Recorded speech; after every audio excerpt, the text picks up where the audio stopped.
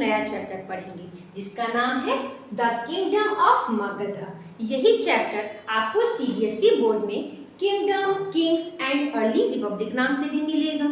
अब क्लास 6 के छोटे छोटे बच्चों के ऊपर ऐसे भारी भरकम से शब्द kingdom, Kings and early Republic बहुत नाइंसाफी है। चलो इसे थोड़ा सा इजी करते हैं और समझते हैं अपने चैप्टर को। वैदिक एज में आपने पढ़ा था ट्राइब्स के बारे में। ये ट्राइब्स क्या होती हैं और इनके हेड को क्या बोलते हैं? इनके हेड को बोलते हैं राजन। धीरे धीरे यही राजन अपने एरिया को एक्सपैंड करते गए और एक किंगडम बनाया जिसे बोला गया जनपदास। अब जनपदास क्या होते हैं? तो ऐसा area, janapadas means an area where a tribe jana puts down its foot means pada. ऐसा एरिया जहां पर जनास ने सबसे पहले अपने फुट को रखा, मीन्स सबसे पहले सेटल होना शुरू किया। और फिर उसके बाद यही जो जनपदास थे ये एक्सपैंड होकर के महाजनपदास बन गए। तो सबसे पहले आपने क्या देखा? जना बने, उसके बाद जनपदास और फिर से mahajanapadas. Around 600 BCE, janapadas consolidated into 16 mahajanapadas. Last video में जब मैं आपको महात्मा बुद्ध के बारे में पढ़ा रही थी तब मैंने आपको बताया था 16 महाजनपदास के बारे में। ये 16 महाजनपदास के बारे में हमें पता कहाँ से चला? ये पता चलता है हमें, it is known from Buddhist text Anguttara निकाय एंड जैनिज्म टेक्स्ट भगवती सूत्र। ये इंफॉर्मेशन हमें मिलती कहाँ से है? बुद्धिस्ट टेक्स्ट अंगुत्तर निकाय से एंड जैनिज्म टेक्स्ट भगवती सूत्र से। ठीक है। आउट ऑफ 16 mahajanapadas, 4 emerged as the most powerful Magadha, Avanti, Kosala and स्वत्स।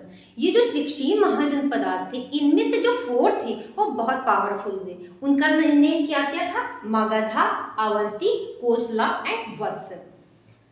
अब ये सारे प्लेस है कहाँ पर? ये मैं अभी आपको मैप में बताऊंगी। The main occupation of mahajanapadas was agriculture. अब महाजनपदास के टाइम पर लोगों का मेन ऑक्यूपेशन क्या होता था? Agriculture. Iron tools, axes, agriculture implements, help in the clearing forest and expensive agriculture. आपने पढ़ा था लेटर वैदिक एज में आयरन का इन्वेंशन हो चुका था।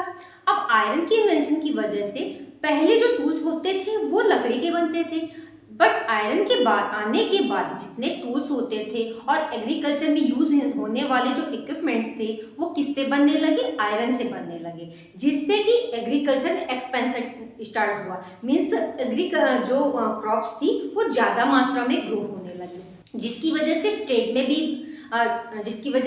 में भी एक्सपेंशन हुआ और पॉपुलेशन भी बढ़ी और सोसाइटी में एक बिग चेंज आया।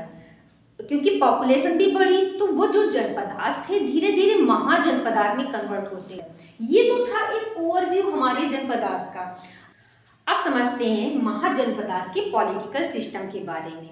महाजनपदास में 2 टाइप के पॉलिटिकल सिस्टम होते थे, एक था रिपब्लिक, दूसरा था मोनार्की। अब ये रिपब्लिक आप जानते हो कि हमारे प्यारे भारत में कौन सा सिस्टम है? Republic system. मीन्स जब हम अपने यहाँ के हेड को सिलेक्ट करते हैं तो कौन सिलेक्ट करता है? पब्लिक सिलेक्ट करती है वोटिंग के थ्रू।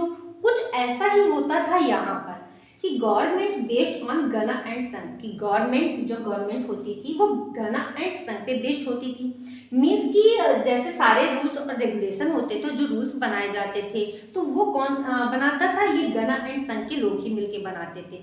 अब ये गण एंड संघ होता क्या है? तो गण जो ट्राइब्स होती थी ना उनके जो हेड होते थे उनका ये ग्रुप होता था और इन्हीं में से जो ट्राइब्स का रूलर अच्छा स्ट्रांग होता था, ज़्यादा अच्छा काम कर सकता था, उसी को राजा बनाया जाता था, किंग बनाया जाता था। और ये संघास क्या होते थे? तो संघास एक ऑर्गेनाइजेशन होती थी।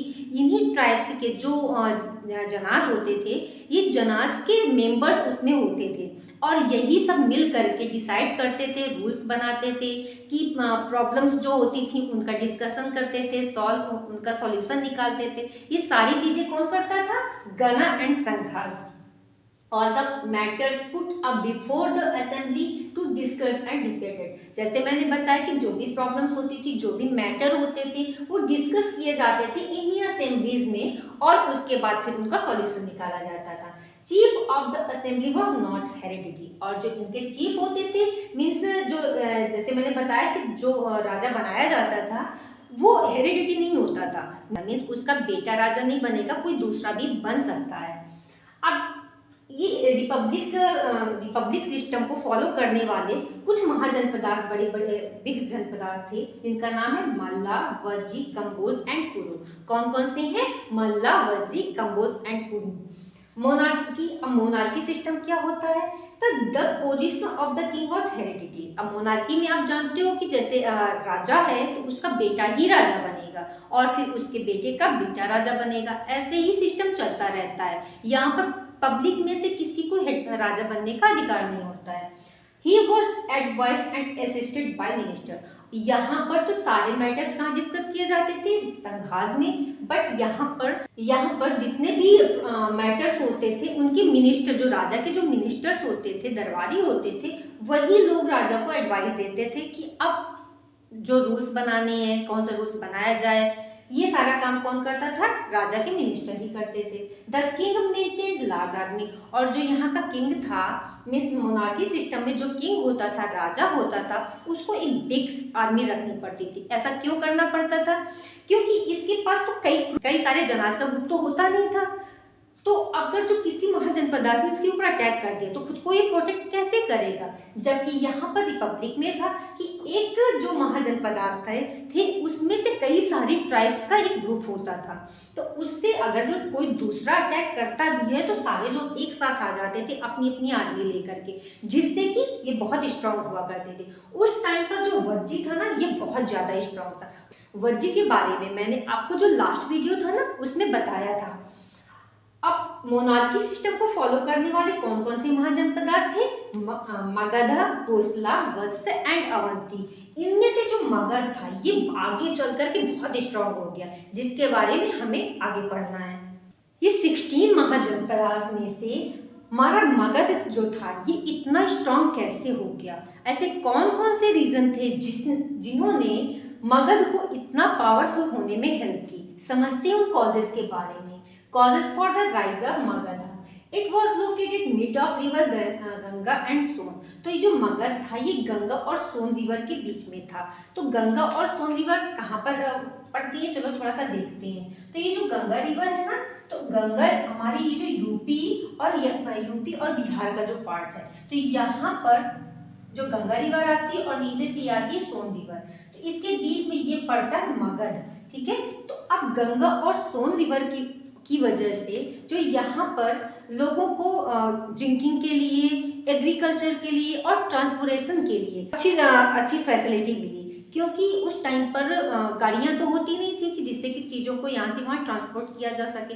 सबसे अच्छा माध्यम होता था, सोर्स होता था रिवर। उन्हीं रिवर्स पर जिसका कंट्रोल ज़्यादा होता था वही ज़्यादा पावरफुल होता था। Alluvial soil of the Gangetic plains made soil very rich.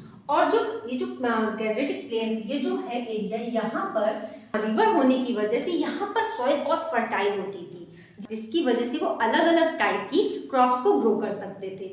तो it has large deposit of iron.